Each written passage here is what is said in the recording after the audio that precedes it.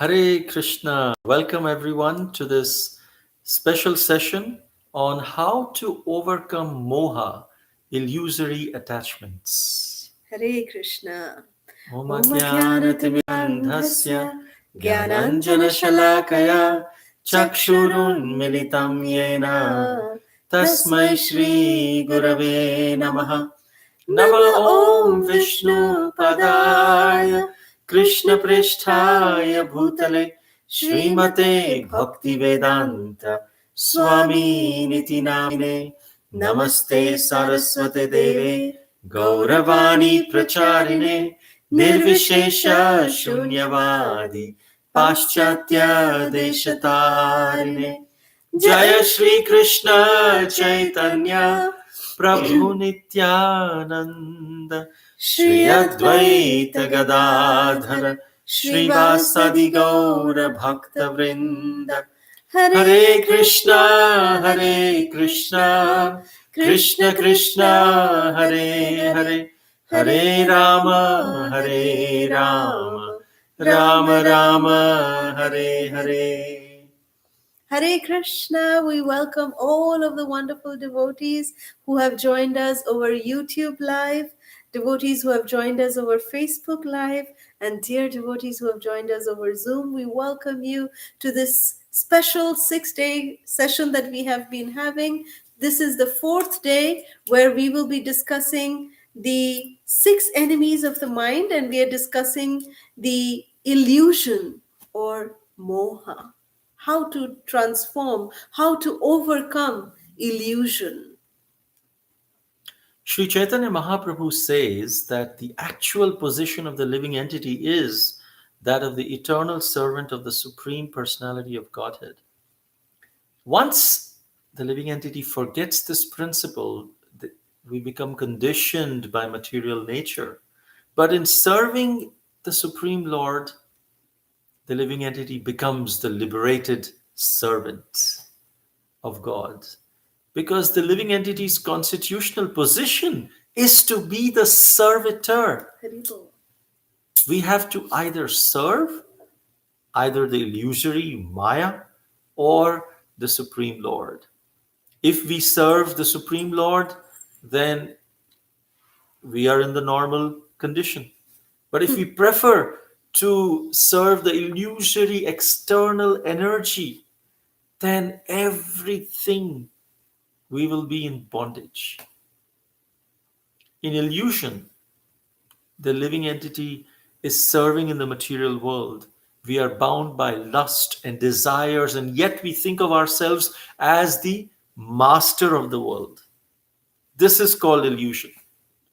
When a person is liberated, their illusion is over and they voluntarily surrender unto the Supreme Personality of Godhead.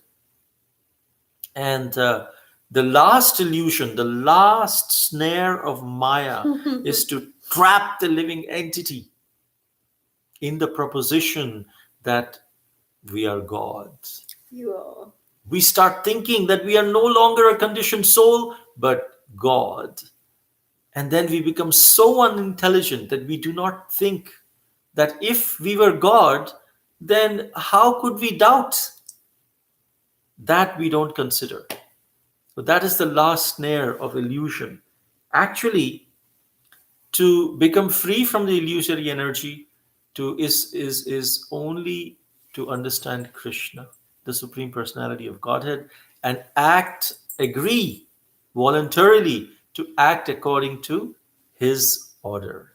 I remember, Prabhu, you would say that, God is, like some people, when we ask them, oh, what do you want to be when you grow up? Oh, I want to be an engineer. Oh, I want to be a doctor. I want to be this. I want to be that. I want to be God. And Prabhu would explain this in such a wonderful way that everyone would crack up laughing. Prabhu would say that, God is not a career option, becoming God. If we are not God today, we'll never become God. That, by doing some meditation, by doing some process, we will become God. No, there's nothing. Becoming God is not a career option. There's only one God, that is Krishna, the Supreme Personality of Godhead. So, this word moha or illusion is very, very important, Srila Prabhupada says. Moha refers to that which is opposed, or it is opposite of knowledge. It is that which is not, that is Maya. Moha or Maya is the same thing. So it is opposite of knowledge. Actually, real knowledge is the understanding that every living being is eternally a servitor of the Supreme Lord. But instead of thinking oneself in that position, the living entity thinks that he's not a servant, that he's the master of this material world because he wants to lord it over the material nature. That is the illusion. So, this illusion can be overcome by the mercy of the Lord or by the mercy of a pure devotee, a representative of the Lord. And when this illusion is over, then one agrees to act in Krishna consciousness. Why do we say false ego? Ego means identity. False ego means false identity. Falsely, we are thinking that we are this body. I am a woman, I am a doctor, I am an engineer, I am a man, I am this, I am that, I am a cat, I am a dog. These are all bodily conceptions of life. But when we transform our false ego, when we say false ego, just intuitively we know that there must be something which is true ego. So, what is true ego? True ego is what Srila Prabhupada just explained. That true ego means to reawaken our lost relationship with Krishna, that we are actually part and parcel of Krishna, eternal servant of Krishna, Jiver Swarupa Hoy, Krishnera Nittodash. That the eternal constitutional position of the living entity is to be the servitor of Krishna. One time, Indra, the king of heaven, he committed some grievous mistake, and as a result, he was cursed by sage Narada to take birth on the earth planet as a hog. And so Indra became a hog and started living on earth. And in due course of time, he grew, he got married, so called married, and became the proud father of dozens of piglets. And he even became the leader of the hog clan. Haribo. And seeing his friends and family gave him deep pleasure. Oh, wow, so many are my descendants. And as time passed by, the duration of the curse on Indra came to an end. But to the utter amazement of the denizens of heavenly planets, Indra was not returning back. Since the throne of the heavenly kingdom could not be empty for a long time, so the situation became very serious. Finally, Narada personally decided to come and preach to Indra and to convince him to take him back. And Indra was enjoying his hoggish life, playing with his wife and the piglets and joking with them and friends and enjoying the stool and the distinction between the wet stool and dry stool. And Narada, he was looking at Indra as the hog, and he was feeling compassionate. He felt too bad for you are the king of heaven. You don't have to be in this filth. And so he immediately approached Indra as the hog and reminded him, "You are Indra." But Indra wasn't impressed. He started arguing with Narada. "I'm happy here with my friends, my family, my members. Look, my wife is so beautiful. My cute little piglets. Who can be more beautiful than them? Who can be more innocently cute than them? They're all dependent on me. If I leave them and go to the heavenly planets, who will care for them?" Haribo. Haribo. And Narada was shocked. Do you even know? Are you even hearing what you're saying? That Indra was ready to forego the heavenly comfort and was comfortable to live as a hog. So, out of compassion, Narada severed his head and dragged his soul out of the wretched life which Indra thought was blissful. So, this illusory material energy is so powerful, it forces us to believe, puts us in an illusion that the life which we are leading is permanent, more enjoyable than anything else. And this is why we do not take the words of the scripture seriously when it asks us to abandon our materialistic life and focus on spiritual salvation. Let us not follow the footsteps of Indra and try relishing hoggish pleasure. Instead, we should heed the advice of the sages and the scriptures and make a determined endeavor towards our spiritual destination. Another example from the Shastra is that of Kartivirya Arjuna. So Kartavirya Arjuna, he was the chief of the dynasty of the Haihayas, and he obtained ample power and opulence by worshipping Dattatreya, and he became a mighty king. And one day this Kartavirya Arjuna, he came out hunting, and while wandering he arrived at this wonderful ashram of Jamadagni, who was the sage of the Devatas. And Jamadagni received the king very respectfully, and Jamadagni had a secret power that he actually was able to serve his guests in the most opulent way. What was that secret power? It was the presence of Kamadhenu. Kamadhenu, cow, means a desire fulfilling cow, a wish fulfilling cow. So this cow are these cows are very special cows, Kamadhenu cows, that anyone who has the Kamadhenu cow, it can grant and fulfill all of one's desires. So then Kartivirya Arjun had come with his entire entourage of soldiers and ministers and servants, and Jamadagni, by the mercy of Kamadhenu, he was able to serve food and other supplies to their complete satisfaction. And upon seeing that the Kamadhenu's opulence was much, much greater than that of Kartivirya Arjun's, the king was really not happy, and he started thinking, he desired that he wants to possess the Kamadhenu cow.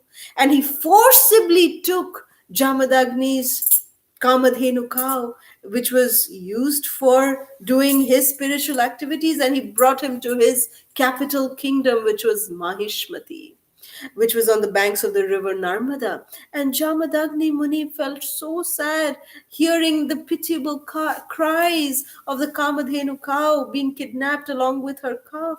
But Jamadagni could not do anything. But Parashuram, who is the glorious son of Jamadagni Rishi, when he heard this, he became very angry, and he took up his bow and his axe, and he attacked Kartivirya Arjuna just as a lion would attack an elephant. Now, upon seeing this, Kartivirya Arjun, who had thousands of arms, came onto the battlefield and with his 1,000 arms simultaneously released 500 arrows, because it takes two arms for releasing one arrow. Now, using his bow, Lord Parshuram immediately destroyed the king's 500 bows and several quivers. And seeing his weapons cut to pieces, Kartivirya Arjun, he said, all right, I don't need any weapons. He embraced trees and hills, and he started uprooting them, and they started throwing them at Parshuram and continued to fight. Parshuram first used his axe to cut off Kartivirya Arjuna's arm, and then he decapitated him like a mountain peak. Lord Parshuram brought the Kamadhenu cow back and gave her to his father Jamadagni. And so this is an example of how falsely, under illusion, trying to take the things that do not belong to us, becoming attached to things that do not belong to us, coming into this illusion, we come to our own end. So then there is also the wonderful example of Lord Brahma and Lord Indra in the Srimad Bhagavatam, of them becoming illusioned by the Supreme Personality of Godhead, little Krishna.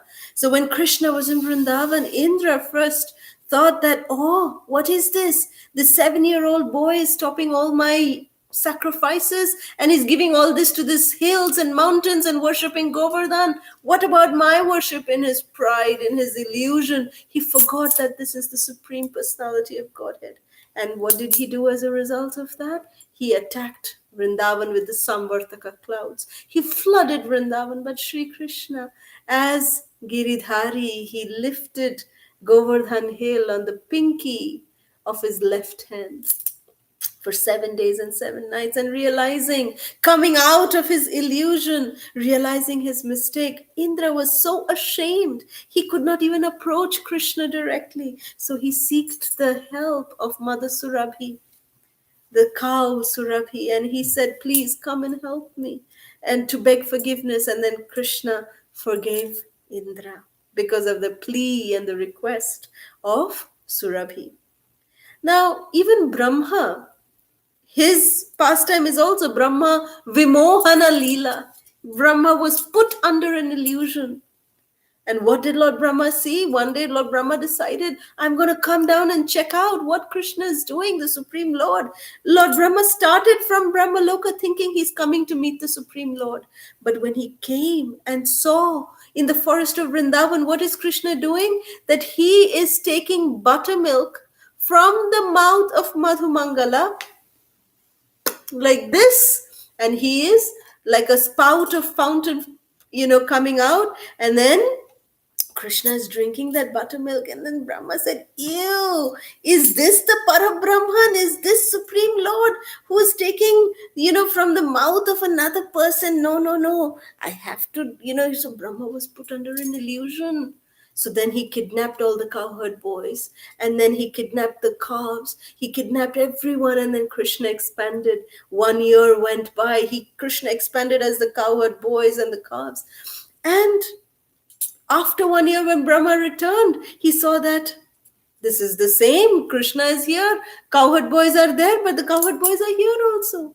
And then Krishna revealed, as the master of all mystics, that this is his own expansion, and Lord Brahma's illusion was then removed. And then Brahma, he prayed and he begged forgiveness from Krishna with the famous verse, Tattenukampa Susamikshmano susamikshmano bhunjana evatmakritam vipakam ritvakvapurbhir vidadha namaste jivet mukti pade sadaya bhag. This means that Lord Brahma is praying that, my dear Lord, you are so merciful, you are so kind, that please forgive my ignorance, and please give me your shelter, give me the shelter of your lotus feet. So we see there is a difference, there is a subtle difference between these two pastimes of Brahma being illusioned and Indra being illusioned. When Indra came to beg forgiveness, Krishna forgave him. Brahma came to beg forgiveness, he forgave him also. But with Indra, Krishna was not displeased. But with Brahma, he was a little displeased. The reason being that when Indra did the atrocity upon Krishna of flooding Vrindavan, as a result of that, all the Brajbasis, they came together under one shelter, the umbrella of Giriraj. So, although Indra was doing devastation upon Vrindavan, but he brought the Brajbasis together with Krishna, and Krishna was so happy. But what did Lord Brahma do? Lord Brahma, in his illusion, he separated the cowherd boys from Krishna.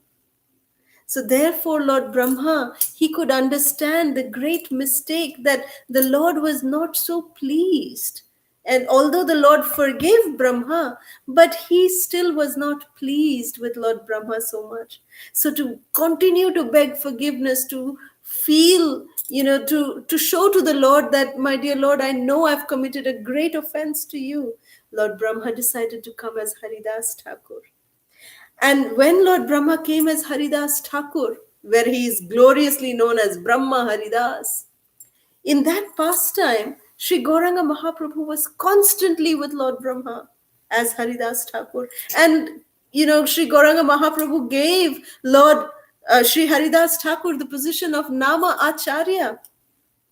Such a great position was given to Haridas Thakur. Why? Because Krishna was actually also very, very indebted to Lord Brahma, but that because of the Brahma Vimohan Leela, one wonderful thing happened is that Krishna could actually marry all the Vraja gopis and Srimati Radharani during that 1 year. By the arrangement of Purnamasi, during that 1 year, Krishna married all the cowherd boys were married to all the cowherd girls of Vrindavan. So they were actually all Krishna. The cowherd boys were all Krishna. So this way, Brahma was, favored to have the special position of a Nama Acharya because Lord Brahma facilitated this very special pastime of Krishna marrying the Vrajagopis and Srimati Radharani. So this is the pastime of Brahma Vimohan Leela and Indra Vimohan Leela. In the Prema Bhakti Chandrika, Srila Narottam Das Thakur says, Krishna seva kamarpane krodha bhakta dveshi jane lobha sadhu sanghe harikatha moha ishta labhavine Mada Krishna guna gane Nijukta koribo jatha tatha. Here he says, Moha ishta labha bine. I will be deluded if I do not reach my beloved Lord. This is how illusion can be transformed by reawakening our lost relationship with Krishna. And who is the perfect example of this? The perfect example of this is Arjuna. Arjuna vacha Nashto moha smritir labdha Tvat prasadan mayachyuta Sthitosmi gata sandheha Karishye vachanam tava. Arjuna said, My dear Krishna, O infallible one, my illusion is now gone.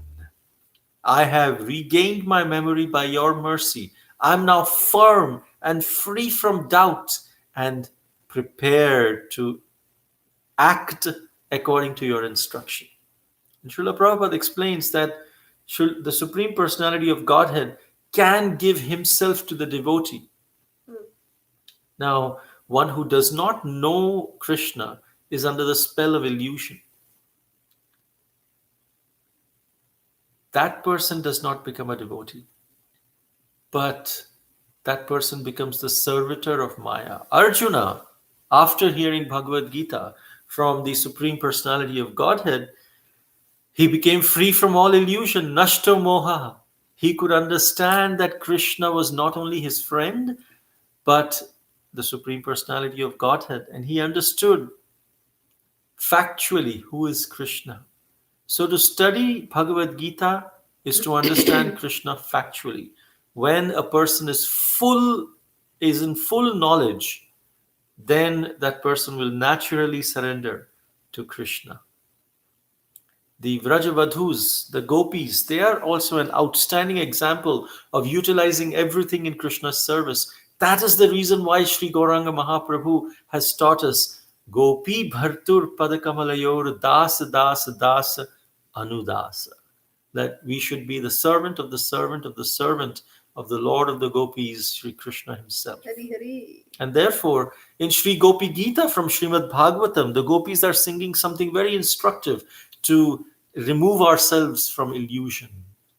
They sing, Gopyo Juhu Jayati te dhikam janmana braja